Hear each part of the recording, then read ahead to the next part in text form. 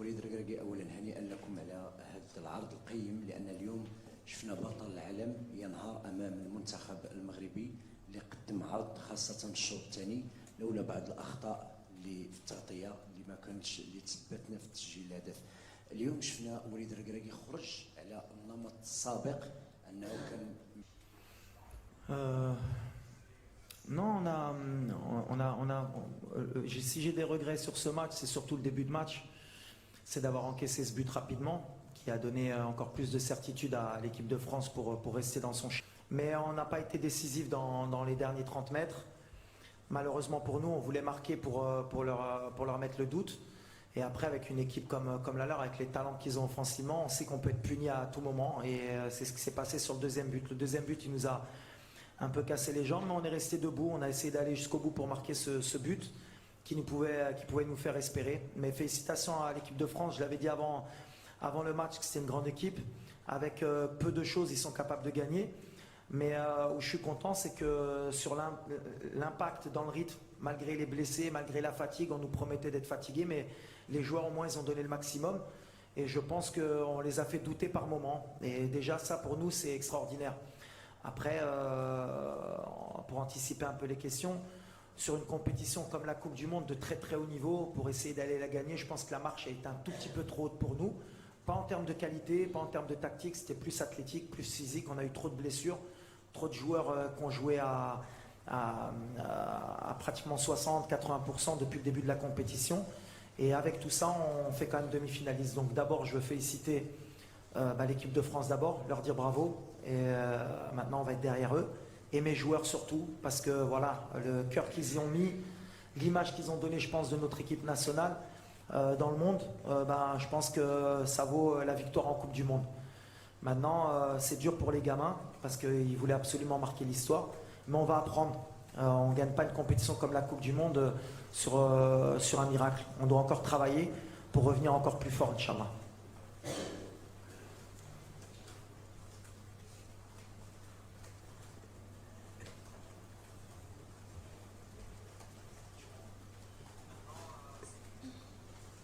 Hi, I'm Marlon from NRK. I was wondering, you're going to play the third place match, the bronze medal match now. How big is your motivation to play a match like that, and will you consider to rest some of your best players?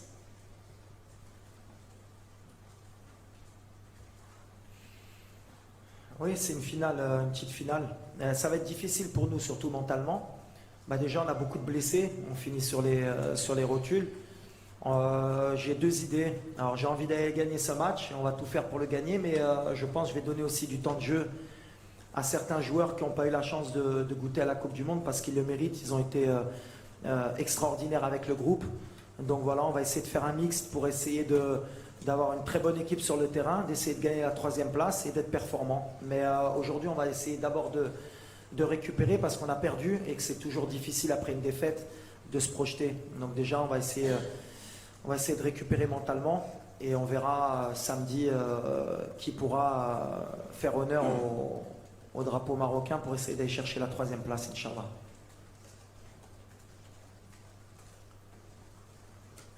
We don't. In the middle here, please.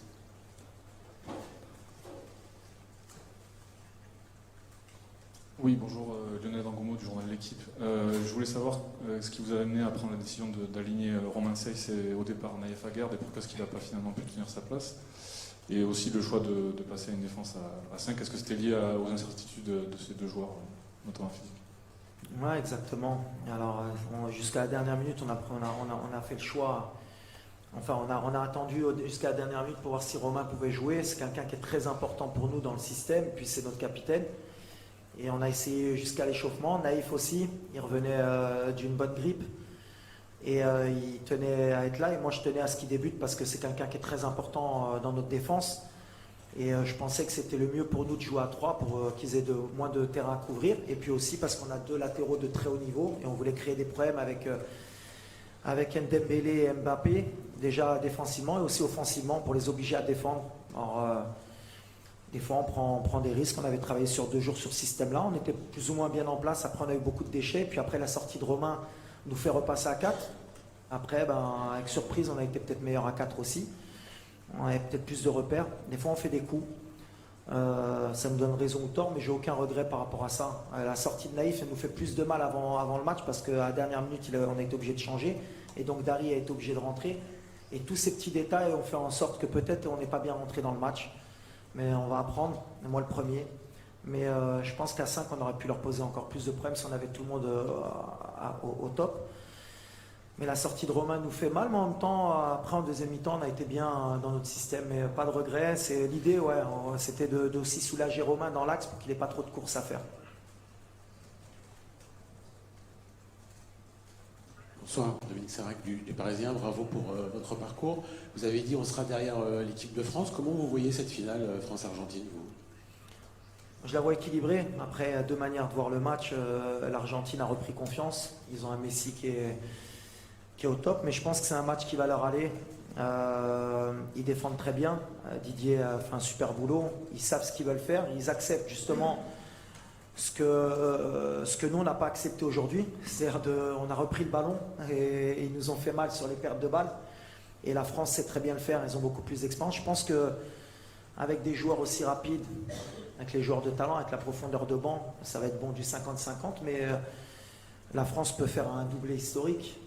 Et quand on voit ce que fait la France depuis les 20 dernières années, on peut dire qu'aujourd'hui c'est le pays le meilleur au monde en termes de football.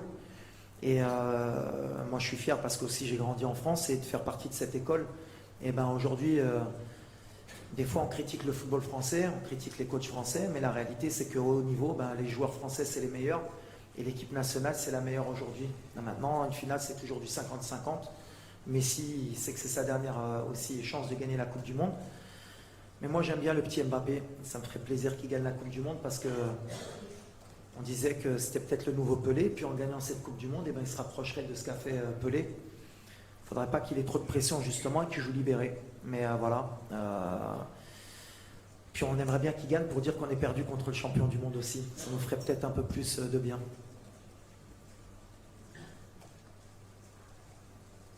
Ahmed Talal, le CTV. Coach, après cet exploit, on va dire un exploit historique durant cette Coupe du Monde, est-ce que votre prochain objectif sera la prochaine CAN? Merci.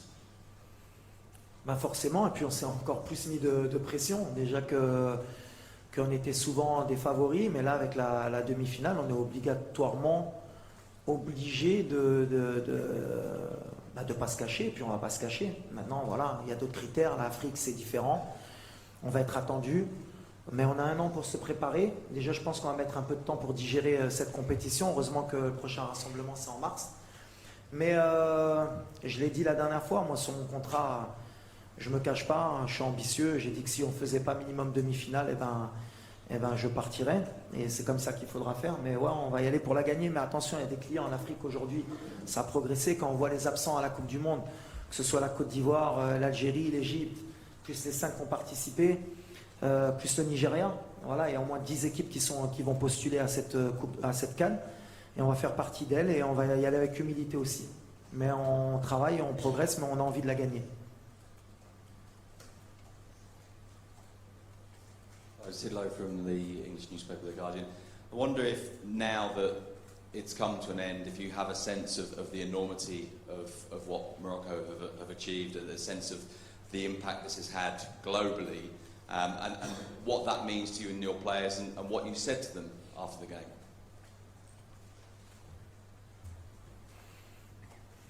Bon, on sentait quand même avant qu'on avait fait un exploit, parce qu'aujourd'hui, on est dans un monde de communication qui est important, donc via les réseaux sociaux, via la télé, via tous les images qu'on nous a envoyées, on a bien compris que déjà dans notre pays, tout le monde était fier de nous. On est déçus pour le peuple marocain aujourd'hui parce qu'on voulait les faire rêver jusqu'au bout. Maintenant, on va digérer aussi parce que, en fait, c'est compliqué. On est heureux d'avoir fait ce parcours, mais on sent qu'on n'était pas non plus aussi loin d'un très grand exploit. Mais ces petits détails qui font qu'on peut être champion du monde, aujourd'hui, on l'a quand même ressenti que les petits détails sont très importants. La profondeur de banc, arriver à 100% en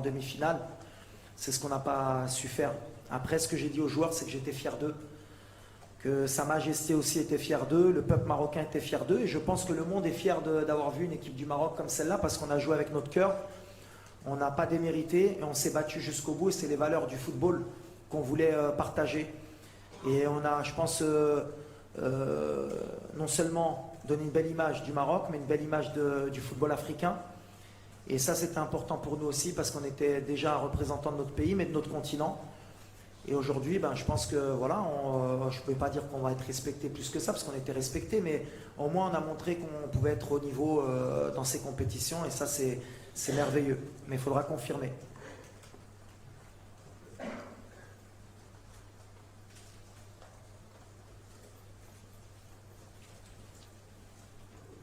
Hi, Walid. Thiago from ESPN. You just talked about Pele, and yesterday you showed admiration for Brazil, said they were the best team in this competition. Would like to know personally for you how you feel to be between the 4 best teams in this World Cup, something that Brazil, 5 world champions, didn't achieve. How it is for you? Thank you. Ouais, après, pour le Brésil, ça s'est joué à peu de choses. Quand on est amoureux du football, on est forcément amoureux du Brésil. Et pour un homme comme moi qui a connu les grandes équipes du Brésil, on a toujours envie de les voir aller loin. Mais ils reviendront, les grandes équipes et les grands pays de football reviennent toujours. D'être nous sur cette compétition devant le Brésil, devant l'Allemagne, devant l'Espagne, devant le Portugal, qui sont des nations très forte du football mondial, c'est extraordinaire, mais comme je l'ai dit précédemment, voilà, c'est des étapes qu'on doit passer nous aussi en Afrique pour mettre, il faut qu'on soit régulier nous aussi dans ces compétitions pour qu'on puisse mettre le Maroc à un moment donné sur la carte du football mondial, et pour qu'on soit peut-être pas au niveau du Brésil ou de la France ou de l'Angleterre, il faut qu'on revienne tout le temps en Coupe du Monde déjà, il ne faut pas qu'on attende tout le temps 20 ans, il faut qu'on soit régulier, et maintenant le premier tour, il faudra que ce soit normal pour une équipe comme le Maroc. Mais c'est une étape, et j'espère que psychologiquement, ce parcours du Maroc va libérer beaucoup de pays africains, et va libérer aussi beaucoup de jeunes africains qu'on est capable de rivaliser avec des pays comme le Brésil, comme la France, comme l'Angleterre, et que nous aussi on peut progresser dans le monde du football.